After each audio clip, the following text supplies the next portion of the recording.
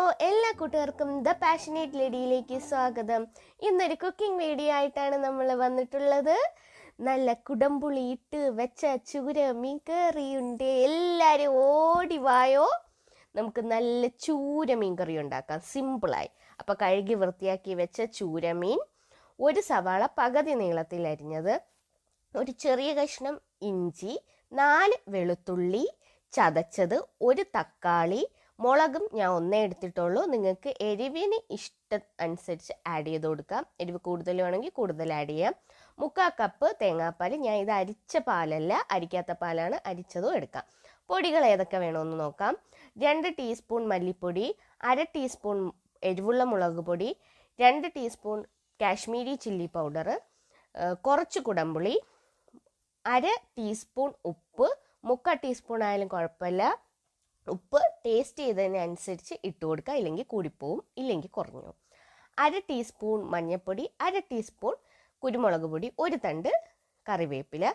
ചട്ടി നമുക്ക് ചൂടാവാൻ വെക്കാം. ചട്ടിയിൽ വെക്കുന്നതാണ് ഏറ്റവും ടേസ്റ്റായിട്ട് കിട്ടുന്നത്. അതുകൊണ്ട് തന്നെ ഞാൻ ഇവിടെ ചട്ടിയാണ് എടുത്തിരിക്കുന്നത്. അപ്പോൾ ചട്ടി ഒന്ന് നന്നായിട്ട് ചൂടായി വരട്ടെ. ചട്ടി ചൂടാവാൻ വെക്കുമ്പോൾ ചട്ടി കരിഞ്ഞു പോവാതിരിക്കാൻ നോക്കുക. ചട്ടി കരിഞ്ഞാൽ ടേസ്റ്റ് മാറുന്നതായിരിക്കും. അതുകൊണ്ട് ചട്ടി കരിയാതെ ശ്രദ്ധിക്കുക. ചട്ടി ഒന്ന് ചൂടായി വന്നാൽ നമുക്ക് നല്ല തേങ്ങ എണ്ണ ഒഴിച്ചു കൊടുക്കാം. ഞാൻ ഇവിടെ തേങ്ങ എണ്ണയാണ് എടുക്കുന്നത്. ഒരുപാട് തേങ്ങ എണ്ണ ഒഴിക്കേണ്ട, ആവശ്യത്തിനുള്ള തേങ്ങ എണ്ണ മാത്രം ഒഴിച്ചു കൊടുത്താൽ മതി.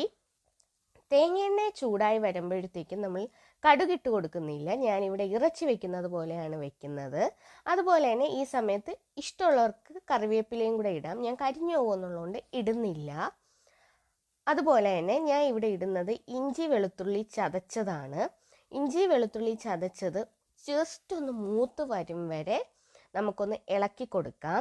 ഇല്ലെങ്കിൽ ഇഞ്ചി വെളുത്തുള്ളി പെട്ടെന്ന് കരിയാനുള്ള സാധ്യതയുണ്ട്. ഇത് ചെയ്യുമ്പോൾ ഏറ്റവും ചെറിയ തീയിലായിരിക്കണം സ്റ്റൗ വെക്കേണ്ടത്. ഇതൊന്ന് ആയിട്ടുണ്ട്. ഇനി നമുക്ക് സവാള ആഡ് ചെയ്ത് കൊടുക്കാം. സവാള നമുക്കൊന്ന് ഇഞ്ചി വെളുത്തുള്ളിയുടെ കൂടെ ഒന്ന് വഴറ്റി ചേർക്കാം. അപ്പോൾ ഒന്ന് മിക്സാക്കി കൊടുക്കാം. അപ്പോൾ നന്നായിട്ട് മിക്സ് ചെയ്യുക. മിക്സ് ചെയ്തിട്ട് കൂടെ തന്നെ നമുക്ക് മുളക് കൂടി ആഡ് ചെയ്ത് കൊടുക്കാം. എന്നിട്ട് മുളകും കൂടി മിക്സ് ചെയ്യുക. മുളകും കൂടി മിക്സ് ചെയ്ത ശേഷം നമുക്ക് കുറച്ച് നേരം ഒന്ന് വെയിറ്റ് ചെയ്യാം. കാര്യം മുളകും സവാളയും ജസ്റ്റ് ഒന്ന് വാടി വരുമ്പോൾ നമുക്ക് തക്കാളി ആഡ് ചെയ്ത് കൊടുക്കാവുന്നതാണ്. അപ്പോൾ ജസ്റ്റ് ഒന്ന് വാടി വരട്ടെ. ഇളക്കി കൊടുത്തോണ്ടിരിക്കണമെന്നില്ല. ഒരു 2 സെക്കൻഡ് അടച്ച് വെച്ചാലും മതി. അടച്ച് വെച്ച് വേവിച്ചതിന് ശേഷം നമുക്ക് നേരത്തെ കട്ട് ചെയ്ത് വെച്ച തക്കാളി ഇട്ട് കൊടുക്കാവുന്നതാണ്. നേരത്തെ കട്ട് ചെയ്ത് വെക്കണമെന്നില്ല, ഇപ്പം കട്ട് ചെയ്താലും കുഴപ്പമൊന്നുമില്ല കേട്ടോ. അപ്പോൾ നമുക്ക് തക്കാളി ആഡ് ചെയ്ത് കൊടുക്കാം. സവാള ഒന്ന് ജസ്റ്റ് ഒന്ന് വാടിയിട്ടുണ്ട്. ജസ്റ്റ് വാടിയാൽ മതി. ആ പച്ച ഇതായിട്ടുള്ളത് ജസ്റ്റ് ഒന്ന് വാടിയാൽ മാത്രം മതി. അപ്പോഴത്തേക്ക് നമുക്ക് തക്കാളി ആഡ് ചെയ്ത് കൊടുക്കാം.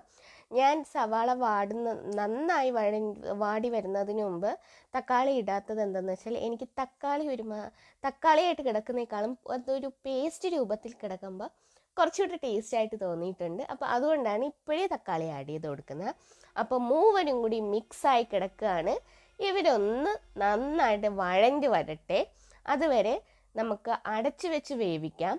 അടച്ച് വെച്ചിട്ട് നിങ്ങൾ എവിടെയും പോയി കളയരുത്. നമ്മൾ ഇടയ്ക്കിടയ്ക്ക് വന്ന് ഇളക്കി കൊടുക്കുകയും കൂടി വേണം. അപ്പോൾ കുക്കിംഗ് വീഡിയോ ആദ്യമായിട്ടൊക്കെയാണ് ചെയ്യുന്നത്. അതിൻ്റെ കുഴപ്പങ്ങളൊക്കെ കാണും. എല്ലാവരും ഒന്ന് ക്ഷമിക്കണം. സബ്സ്ക്രൈബ് ചെയ്യാത്ത കൂട്ടുകാർ സബ്സ്ക്രൈബ് ചെയ്ത് കൂടണേ. ഈ സമയത്ത് തന്നെ നമുക്ക് കറിവേപ്പിലയും ഇട്ട് കൊടുക്കാം. കറിവേപ്പിലയും കൂടി ഇതിൻ്റെ കൂടെ മിക്സ് ചെയ്ത് ചേർത്തിട്ട് നമുക്കൊരു മൂടി വെച്ച് അടച്ച് വെച്ച് വേവിക്കാം. എന്നിട്ട് ഇടയ്ക്കിടയ്ക്ക് ഇളക്കിയും കൊടുക്കണം, ഇല്ലെങ്കിൽ മൂട്ടിപ്പിടിക്കും. അപ്പോൾ അതൊന്ന് റെഡിയായി വരട്ടെ. അതൊന്ന് റെഡിയായതിന് ശേഷം നമുക്ക് ബാക്കി നമ്മൾ എടുത്തു വെച്ചിരിക്കുന്ന പൊടികൾ ആഡ് ചെയ്ത് കൊടുക്കാവുന്നതാണ്. നന്നായിട്ട് വഴഞ്ഞ് വന്നിട്ടുണ്ട്. ഉള്ളിയും തക്കാളിയും എല്ലാം വഴഞ്ഞ് വന്നിട്ടുണ്ട്. നമുക്കിനി നമ്മൾ എടുത്തു വെച്ചിരിക്കുന്ന പൊടികൾ ആഡ് ചെയ്ത് കൊടുക്കാം. ഉപ്പ് ഏറ്റവും ലാസ്റ്റ് നമ്മൾ ടേസ്റ്റ് ചെയ്യുമല്ലോ കറി എങ്ങനെയുണ്ടെന്ന്. ആ സമയത്ത് കുറവാണ് തോന്നുന്നതെങ്കിൽ ആഡ് ചെയ്ത് കൊടുക്കാവുന്നതാണ്. അപ്പോൾ പൊടികളെല്ലാം നമുക്ക് ഇതിൻ്റെ കൂടെ ഒന്ന് ആഡ് ചെയ്ത് കൊടുത്തിട്ട് ജസ്റ്റ് ഒന്ന് മിക്സ് ചെയ്ത് കൊടുക്കുക. മിക്സ് ചെയ്ത് കൊടുത്തിട്ട് ഒരു 2-3 സെക്കൻഡ് അത് തീയിൽ തന്നെ കിടക്കട്ടെ. ഇതെല്ലാം ചെയ്യുമ്പോൾ ഏറ്റവും ചെറിയ തീയിൽ വേണം വെക്കാൻ, ഇല്ലെങ്കിൽ പെട്ടെന്ന് കരിഞ്ഞു പോവും. നമ്മൾ ചെറുതായിട്ടൊന്ന് ശ്രദ്ധ മാറിയാൽ അപ്പം കരിഞ്ഞു. അതിനേക്കാൾ നല്ലത് ഏറ്റവും ചെറിയ തീയിൽ വെക്കുന്നതാണ്. അപ്പോൾ എല്ലാം പതുക്കെ സ്ലോ കുക്ക് ചെയ്തെടുക്കുന്നതാണ് ഏറ്റവും ടേസ്റ്റായിട്ട് എനിക്ക് തോന്നിയിട്ടുള്ളത്. അപ്പോൾ ഇത് ആ പച്ചക്കുത്തുണ്ടല്ലോ പൊടികളുടെ, അതൊന്ന് മാറി വഴണ്ടി വരുമ്പോഴത്തേക്കും നമ്മളുടെ ഈ ഒരു മസാല റെഡി ആയിട്ടുണ്ട്. അത് ആ മസാലേൻ്റെ നല്ലൊരു മണവും വരുന്നതായിരിക്കും കേട്ടോ. അപ്പോൾ ഇത് റെഡിയായിട്ടുണ്ട്. ഇനി നമുക്ക് നമ്മൾ എടുത്ത് വെച്ചിരിക്കുന്ന തേങ്ങാപ്പാൽ ഒഴിച്ചു കൊടുക്കാം. തേങ്ങ അരച്ചിടുന്നേക്കാൾ ഏറ്റവും ടേസ്റ്റ് എനിക്ക് തോന്നിയിട്ടുള്ളത് തേങ്ങാപ്പാൽ ഒഴിക്കുന്നതാണ്. പൊതുവേ എനിക്ക് ഇങ്ങനെ വെക്കുന്നത് ഇഷ്ടമായതുകൊണ്ടായിരിക്കാം. എന്തായാലും ഈ ഒരു കറിക്ക് തേങ്ങാപ്പാലാണ് ഏറ്റവും ബെസ്റ്റ്.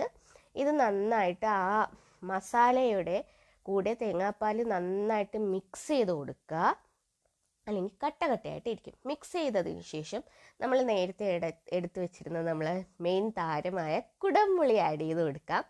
കുടംപുളി ആഡ് ചെയ്ത് കൊടുത്തിട്ട് അടച്ച് വെച്ച് വേവിക്കുക. അത് തിളയ്ക്കും വരെ ഒരു മീഡിയം ഫ്ലെയിമിൽ വെച്ച് അടച്ച് വെച്ച് വേവിക്കുമ്പോൾ അത് തിളച്ച് വരുന്നതായിരിക്കും. അപ്പോഴും തന്നെ നല്ലൊരു മണം നമ്മളെ കിച്ചൺ മുഴുവൻ നിറയുന്നതായിരിക്കും. എനിക്ക് ആ മണം കേട്ടിട്ട് വിശക്കുന്നുണ്ടായിരുന്നു. അതിനുശേഷം ആ ഒരു തിളപ്പ് വന്നതിന് ശേഷം നമുക്ക് ചൂരമീൻ ആ ഒരു ഇതിലോട്ട് ആഡ് ചെയ്ത് കൊടുക്കാവുന്നതാണ്. ചൂരമീൻ ആഡ് ചെയ്ത് കൊടുത്തിട്ട് ഞാനൊരു ശകലം കൂടി വെള്ളം ആഡ് ചെയ്യുന്നുണ്ട്. കാര്യം നമ്മൾ അല്ലാത്ത പുളി ഇട്ട് വെക്കുമ്പോൾ അതിൻ്റെ കൂടെ കുറച്ച് വെള്ളം കാണും, പുളിവെള്ളവും തേങ്ങാവെള്ളവും കൂടെ ആകുമ്പോൾ ആവശ്യത്തിന് നമ്മുടെ കറിക്കുള്ള വെള്ളം ആവുമായിരുന്നു. പക്ഷേ ഇത് ഞാൻ തേങ്ങാവെള്ളം മാത്രം ആഡ് ചെയ്തുകൊണ്ട് തന്നെ അതിൽ വെള്ളം ഞാൻ എക്സ്ട്രാ ആഡ് ചെയ്ത് കൊടുത്തു. ഒരു ശകലം വെള്ളം ആഡ് ചെയ്തിട്ടുണ്ട്. ഒരുപാട് വെള്ളം ആഡ് ചെയ്യരുത്. അതിനുശേഷം മൂടി വെച്ച് അടച്ച് വെച്ച് വേവിക്കുക. 20 മിനിറ്റിന് ശേഷം നല്ല ഉഗ്രൻ ചൂരക്കറി റെഡിയാണ്. മീഡിയം ഫ്ലെയിമിൽ വെച്ചാൽ മതി. അപ്പോൾ ബൈ.